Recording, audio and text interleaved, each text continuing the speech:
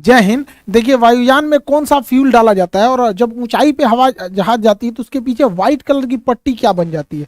तो देखिए, हवाई जहाज में जितना भी फ्यूल भरा जाता है वो इसके विंग्स में रखा जाता है, क्योंकि इसका विंग्स खोखला होता है और वो उसके लिए फ्यूल टैंक का काम करता है। छोटे एयरपोर्ट पर हवाई जहाज में फ्यूल भरने के लिए इस तरह से एविएशन फ्यूल के टैंकर घूमते हैं। लेकिन बड़ा एयरपोर्ट होता है, जैसे दिल्ली हो गया, मुंबई हो गया, ऐसे बड़े एयरपोर्ट पर जो जहाँ जहाजें खड़ी रहती है, रनवे के बाद जहाँ एप्रॉन में जहाजें या रैंप के बाद खड़ी रहती हैं, तो जहाज की जमीन के नीचे से ही टैंक की सप्लाई रहती है।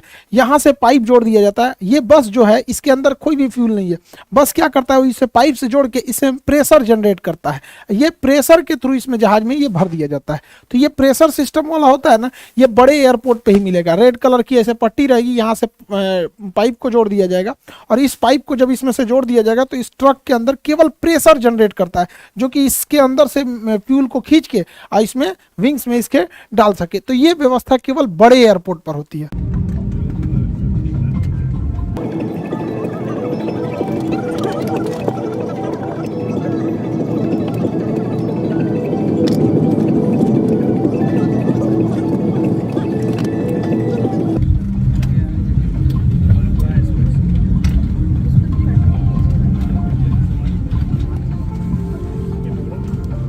जहाज में जो फ्यूल डाला जाता है वो इसके विंग्स में होता है, आउटर, इनर, सेंटर, फिर इनर और आउटर विंग्स में ही भरा जाता है। फ्यूल भरने से पहले उसके अंदर से पहले वाटर को चेक किया जाता है, यहाँ पे थोड़ा सा ड्रॉप करा के इसमें से कि इसमें कहीं वाटर के ड्रॉपलेट तो नहीं है, ताकि पहले से कोई दुर्घटना से रोका जा सके। उसके बाद फ्यूल भरने से पहले इसको एक किसी न किसी अर्थिंग से जोड़ दिया जाता है, क्योंकि हवाई जहाज जब बहुत तेजी से उड़ान भरता है और लैंड करता है तो उसके चारों ओर स्टैटिक चार्ज जमा हो जाते हैं, इलेक्ट्रॉन्स हो जाते हैं, तो वो इसके रास्ते चले जाते हैं। अदरवाइज छूने पे बॉडी पे करंट मार सकता है। हवाई जहाज में जब फ्यूल भरा जाता है तो इसमें मेन फ्यूल टैंक यहाँ हो जाते हैं। इसके अलावे एक सर्ज टैंक होता है कि जब कभी टेम्परेचर बढ़ने से फ्यूल फैलता है तो उसको जगह देता है। इसके अलावे एक वेंट टैंक होता है।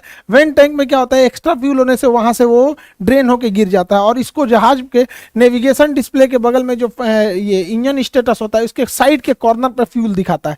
यहाँ पे दिखा रहा है 1452 लीटर फ्यूल है और इस फ्यूल का टेम्परेचर 15 डिग्री सेल्सियस है। तो यही कोना पे दिखाता है, उसको हम यहाँ जूम करके दिखा दे रहे हैं। जहाज केवल रनवे से ऐसा नहीं है कि टेक ऑफ और लैंडिंग के बीच के ही प्रोसेस को कहते हैं, उसमें कई सारे प्रोसेस होते हैं, अलग अलग फ्यूल लगते हैं सब।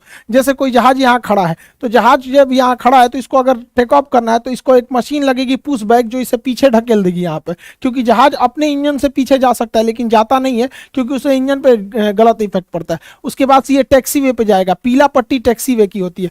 फिर टैक्सी वे से होते हुए अब ये रनवे पर जाएगा।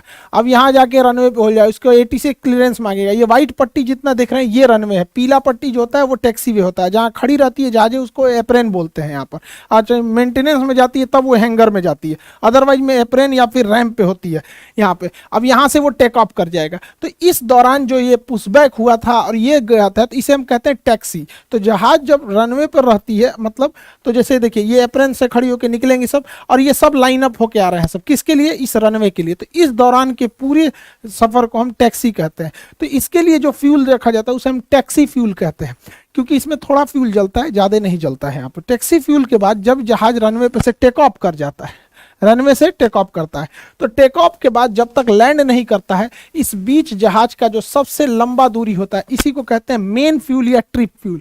जहाज का मेन फ्यूल को ही ट्रिप फ्यूल कहते हैं। ये टेक ऑफ से लेके लैंडिंग तक का होता है। लेकिन ऐसा नहीं है कि जहाज टेक ऑफ से लैंडिंग के बीच में अगर मान के चलिए किसी ने बोला कि हाँ दिल्ली से पटना के बीच में 6000 लीटर फ्यूल लगेगा, तो कोई जरूरी नहीं कि हमेशा ये इतना ही लगे। मौसम खराब होगा तो अन्य लग सकता है। पटना पहुंच गया, पता चला पटना एयरपोर्ट पे पहले से ट्रैफिक है, तो उसको ऊपर ही घुमाएगा, तो कुछ एक्स्ट्रा फ्यूल चाहिए होता है। तो जब टेक ऑफ के बीच मेन फ्यूल यानी ट्रिप फ्यूल के अलावे एक कंटीजेंसी फ्यूल होता है। कंटीजेंसी फ्यूल क्यों होता है कि अगर हवाओं का दिशा विपरीत है, या फिर मौसम खराब है, चक्रवात आया है, या फिर जहाज को कम हाइट पर उड़ने के लिए ATC ने बोला है, तो लो हाइट पर उड़ने पर बादलों का ड्रैग और हवाओं का ड्रैग ज्यादा होता है, जिस वजह से उसमें फ्यूल कंजम्पशन ज्यादा होता है। तो ट्रिप फ्यूल के अलावे कुछ एक्स्ट्रा फ्यूल भी डाल दिया जाता है कंटीजेंसी फ्यूल के नाम पे, कि भैया मौसम खराब होगा, रास्ते में ले जाओ एक्स्ट्रा इसको। स्ट्रिप फ्यूल के अलावे भी इसमें एक एडिशनल फ्यूल डाला जाता है, मतलब कुछ और भी फ्यूल एक्स्ट्रा भर दिया जाता है, ये कह के कि लो इसको एडिशनल रखते जाओ, क्योंकि मान के चलिए फ्यूल अगर जहाज आ गया पटना एयरपोर्ट पे, यहाँ जगह नहीं है तो उसको ऊपर ही ऊपर घुमाएगा, उसे कहता है होल्डिंग, होल्डिंग पे रखेगा कि भैया अभी तुम घूमते रहो, अभी खाली नहीं है। उसके बाद जब खाली होगा रनवे तब कहेगा उतरो। तो कभी कभी क्या होता है, उतरने के दौरान अचानक पायलट को लगता है कि नहीं नहीं यह गड़बड़ हो गया, थोड़ा मेरा हाइट तो ज्यादा ही रह गया, हम एक काम करते हैं अगली बार आते हैं, तो उसे कहते हैं गो अराउंड। उतरते उतरते रहेगा फिर वापस घूम जाएगा, तो उसे कहेंगे गो अराउंड। उसमें भी फ्यूल एक्स्ट्रा लगता है तो कुछ एक्स्ट्रा फ्यूल दिया जाता है। कभी कभी क्या होता है, जहाज रनवे पर टच डाउन करा देता है, उतार देता है, लेकिन उसको लगता है कि भैया हमने कुछ ज्यादा ही दूर उतार दिया, रुकने से पहले ये लड़ जाएगी, एक काम करो वापस उड़ा देते हैं, तो उसे कहते हैं मिस अप्रोच। ऊपरे ऊपरे लेके चल गया गो अराउंड, ऐसे मिस अप्रोच। तो इसमें भी फ्यूल लगती है, तो कुछ एक्स्ट्रा फ्यूल और भर दिया जाता है उसमें,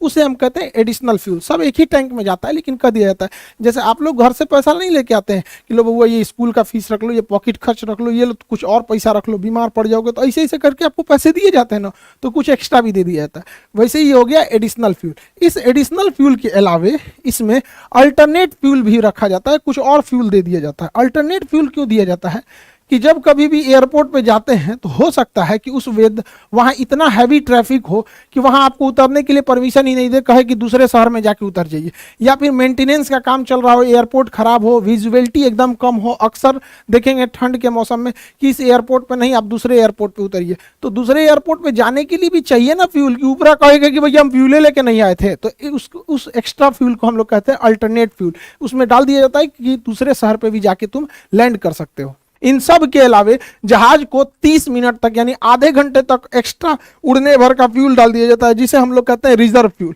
रिजर्व फ्यूल जब भी काम आएगा, जब इमरजेंसी होगी तब, सारा फ्यूल खत्म, अब उसको पास महज आधे घंटे और उड़ान भरने के लिए फ्यूल बचा है, तो ऐसे फ्यूल को हम रिजर्व फ्यूल कहते हैं। ये बहुत रेयर केस में ही इसका यूज किया जाता है। तो जहाज में जितना फ्यूल होता है उस फ्यूल को हम कहते हैं block fuel. Block fuel 6 type के फ्यूल से होता है। इसका कुछ taxi fuel, trip, contingency, additional, alternate and reserve fuel, इन जितना फ्यूल बताए हैं इन सब को जोड़ देंगे तो उसे कहते हैं ब्लॉक फ्यूल। तो जहाज कितने फ्यूल को लेके जाता है? ब्लॉक फ्यूल को, ताकि वो अपने ब्लॉक टाइम पर अपना उड़ान भर सके। अब ब्लॉक टाइम क्या होता है? देखिए, ब्लॉक फ्यूल तो जितना फ्यूल का कंजम्पशन होता है लैंडिंग से लेके टेक ऑफ से लैंडिंग के बीच में, उसे हम लोग ब्लॉक फ्यूल कहते हैं। ब्लॉक टाइम क्या होता है?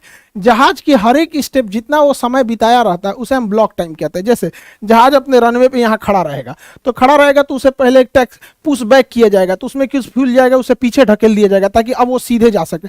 इसके बाद ये टैक्सी वे पे जाएगा तो फिर टैक्सी वाला फेज आ गया। उसके बाद ये टेक ऑफ करेगा तो टेक ऑफ फेज हो गया। उसके बाद क्लाइम करेगा और ऊपर जाएगा।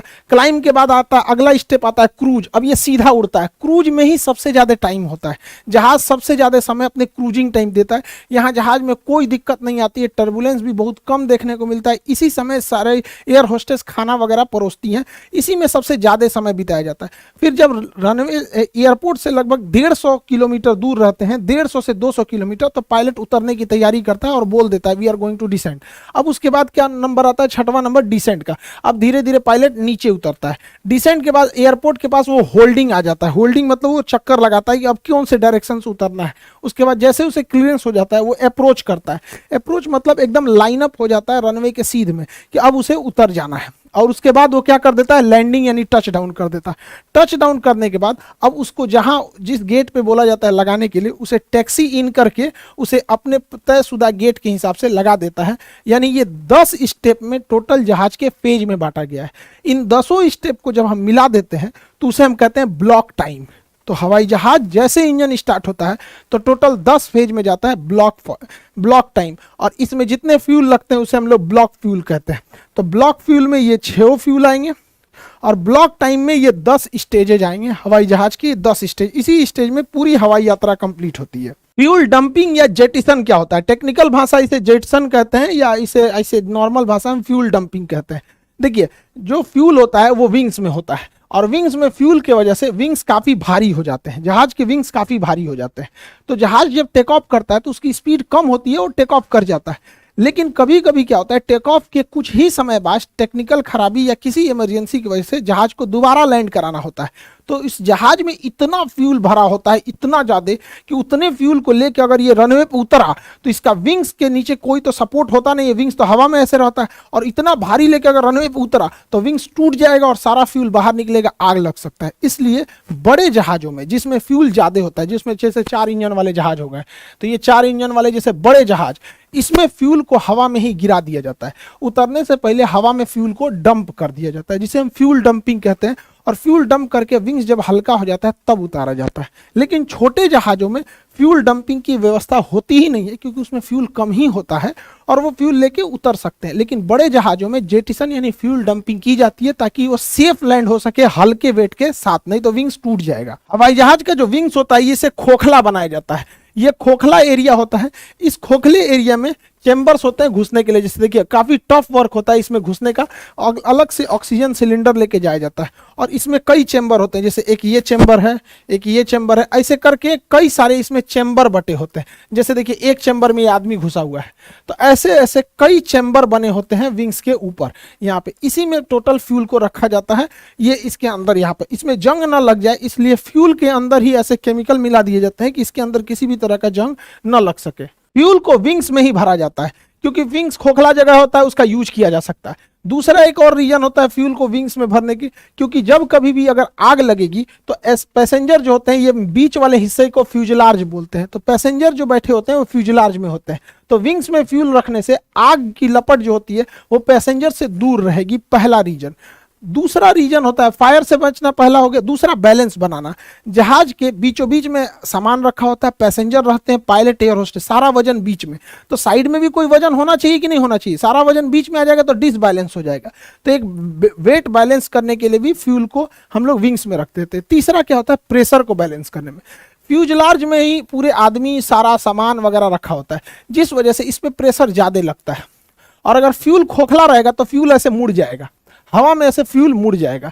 तो हवा में फ्यूल ना मुड़े इसलिए फ्यूल में जब हम हवा में विंग्स मुड़ जाएगा, विंग्स अगर हवा में मुड़ गया तो इसे सीधा करने के लिए विंग्स में फ्यूल भर देते हैं, जिस वजह से विंग्स ठीक हो जाता है और पूरा प्रेशर मेंटेन रहता है, जिस वजह से इसे हम लोग विंग्स में ही भरते हैं। हवाई जहाज 1 लीटर में कितने किलोमीटर जा सकता है, अर्थात कितना माइलेज देता है, ये डिपेंड करता है कि मौसम कैसा है, हवाई जहाज किस साइज का है, और हवाई जहाज के अंदर कितने लोग बैठे हैं। अगर ठसम ठस पूरा भर गया है तो माइलेज कम हो जाएगा, मौसम खराब है तो भी माइलेज कम हो जाएगा, ज्यादा हाइट पे उड़ रही है तो हवाओं का ड्रैग कम रहेगा, माइलेज ज्यादा देगा। तो इसका कोई हार्ड एंड फास्ट रूल नहीं होता है। हालांकि ऐसे कहा जाता है कि मिडिल श्रेणी का जहाज 12 लीटर तेल जलाता है तब जाके वो 1 किलोमीटर दूरी का सफर तय करता है, तो काफी ज्यादा फ्यूल कंजम्पशन होता है। इसलिए आप देखिएगा इस फ्यूल को बचाने के लिए विमान कंपनी ज्यादातर एयर होस्टेस लेडीज को ही रखते हैं लोग, क्योंकि ना एयर होस्टेस और पायलट ये जहाज का अंग होते हैं, पैसेंजर जहाज का अंग नहीं है। कोई मोटा पैसेंजर आ सकता है, कोई पतला आ सकता है, लेकिन एयर होस्टेस पायलट तो जहाज के ही अंग है। इसलिए महिलाओं को इसलिए रखा जाता है क्योंकि महिलाओं का वजन हल्का होता है, जिससे कि हमेशा से एक कम वेट, एक कम वजन को लेकर जहाज उड़े, उससे काफी फ्यूल की बचत होती है। आजकल तो एयर होस्टा भी मिलने लगा है सब जहाज में, तो एयर होस्टेस के रखने से थोड़ा होता है। दूसरा, लड़कियों का स्वभाव जो होता है वो थोड़ा सा मतलब आराम से बात करती हैं सर, 1 2 बार 3 बार कोनो चीज मांग दीजिएगा, पानी चाहे तो ज्यादा घुसियाएगी ना, आदमी 4 कोई से देखने लगेगा घुसिया के। हालांकि उनको ट्रेनिंग दिया जाता है कि अच्छे से बिहेव करें। कुछ पैसेंजर लोग भी अजीब बदतमीजी करने लगते हैं, वो एक जहाज के एम्प्लॉय हैं, वो किसी के नौकर नहीं है, तो उन्हें एम्प्लॉय की तरह ट्रीट करना चाहिए कि उनका काम है आपको सर्व करना, आपको इमरजेंसी में हेल्प करना, आपके नौकर नहीं है। तो हमें भी उनके साथ बिहेव करना चाहिए, हमें जैसा बर्ताव हमें चाहिए तो पहले हम दूसरों के साथ भी वैसा ही बर्ताव करें ताकि रिटर्न में भी हमें मिले। सबका एम्प्लॉय होते हैं तो कई बार उनके साथ पैसेंजर भी बदतमीजी करने लगते हैं। हवाई जहाज जब जाता है तो पीछे ये व्हाइट कलर का ये जो पट्टी छोड़ देता है, ये क्या होता है? देखिए हवाई जहाज का जो ये होता है इंजन स्टेटस, इसमें दिखाता है इंजन कितने पावर पे चल रहा है। जैसे ये इंजन नंबर, वो जो लेफ्ट साइड का इंजन है वो 21% पर और इधर वाला भी 21% पर, लेकिन इंजन का टेम्परेचर कितना एग्जॉस्ट छोड़ रहा है तो 463 डिग्री सेल्सियस, 463 डिग्री, इतना गर्म टेम्परेचर छोड़ रहा है। और जबकि हवा में जो स्ट्रेटोस्फीयर होता है, जब विमान 35,000 से 36,000 फीट की ऊंचाई पर जाती है तो उस समय बाहर का टेम्परेचर यानी हवाई जहाज के बाहर का टेम्परेचर -40 से -60 डिग्री सेल्सियस रहता है। यानी बाहर इतनी ठंड रहती है कि आदमी मर जाएगा, कश्मीर फेल है उतना ठंडा रहता है और उस बाहर के वातावरण में, और उससे हवाई जहाज गुजरता है।